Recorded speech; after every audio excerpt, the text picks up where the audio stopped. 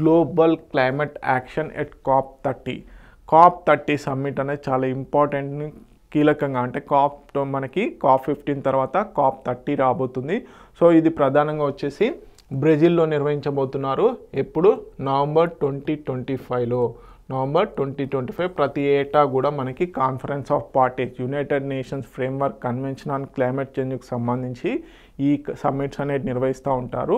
So ఇప్పుడు COP30లో ప్రధానంగా global climate యాక్షన్ని తీసుకురాబోతున్నారు. So దీనికి సంబంధించిన డీటెయిల్స్ చూద్దాము. ఓకే, ఎక్కడ? నవంబర్ 2025 బీలెమ్ బ్రెజిల్లో నిర్వహించబోతున్నారు. సో కీ ఫోకస్ ఏంటి? Global cooperation to limit warming and manage climate risk. Okay, ప్రతి ఏటా కూడా ఇదే ఫోకస్ ఉంటుంది. ఏంటి? గ్లోబల్ క్లైమేట్ చేంజ్ ఏదైతే ఉందో దాన్ని తగ్గించాలి, గ్లోబల్ వార్మింగ్ ఏదైతే ఉందో దాన్ని తగ్గించాలని చెప్పడం జరుగుతుంది. So United Nations framework convention on climate change యొక్క ప్రిన్సిపల్ ఏంటి? కామన్ బట్ డిఫరెన్షియేటెడ్ రెస్పాన్సిబిలిటీస్ మీద ఈ COP సమ్మిట్ అనేది చేయడం జరుగుతుంది. సో ప్రధానంగా వచ్చేసి డెవలప్డ్ నేషన్స్ ఏవైతే ఉన్నాయో అవి ఒకప్పుడు బైండింగ్ డ్యూటీస్ పైన ఉండేవి, ఇప్పుడు వాలంటరీ గ్లోబల్ కమిట్మెంట్స్కి మారబోతున్నాయి. సో ప్యారిస్ అగ్రిమెంట్ మనందరికీ తెలుసు, 2015లో చేశారు. ఏంటి? మనకి టెంపరేచర్ గ్లోబల్ వార్మింగ్ అనేది 2 degrees కంటే పోస్ట్ ఇండస్ట్రియల్ మనకి ఇండస్ట్రియల్ రెవల్యూషన్ జరిగింది కదా.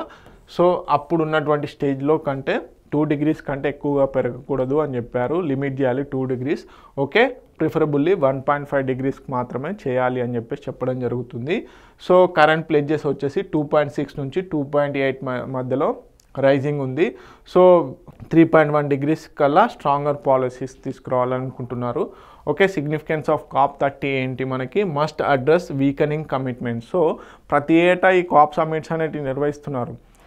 ఓకే, కాకపోతే ఏంది? వీక్ కమిట్మెంట్స్ అనేది చేస్తున్నారు, కానీ వాటిని చేయకుండా ఉండాలి అని చెప్పేసి ఈసారి ప్రధానంగా చర్చించాలనుకుంటున్నారు.